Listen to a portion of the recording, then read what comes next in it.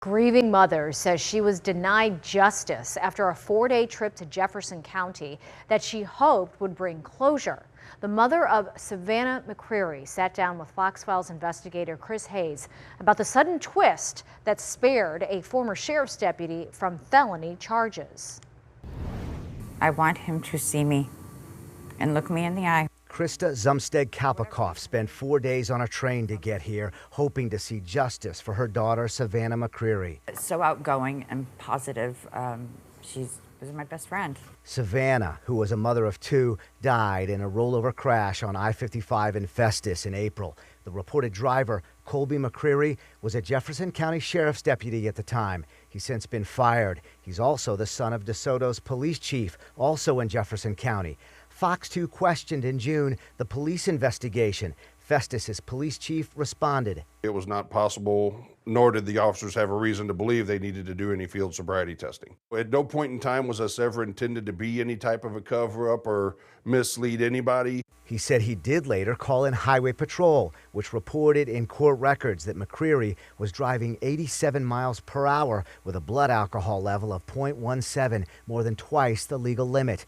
That led to charges of felony, DWI, death of another, and manslaughter. Then just last week, another twist in the form of this 2-page news release from the Jefferson County prosecutor announcing the felonies would be dropped.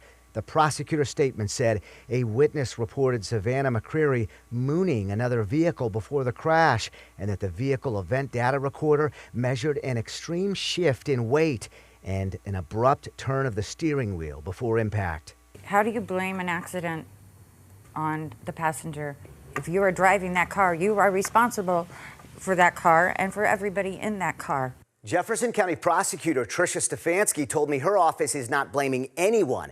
She told me in a statement they would have to prove 4 elements for a conviction, and that the accident reconstruction investigation made it clear they could not prove this element. Quote, the defendant acted with criminal negligence in the operation of a motor vehicle by a specific act.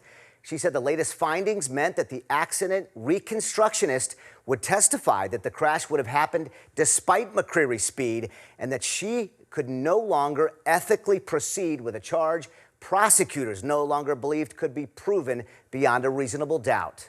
McCreary's attorney, Travis Noble, adding, I applaud the prosecutor for a careful review of all of the evidence. She courageously did the right thing. I at least felt I'd get a trial, and now I get nothing.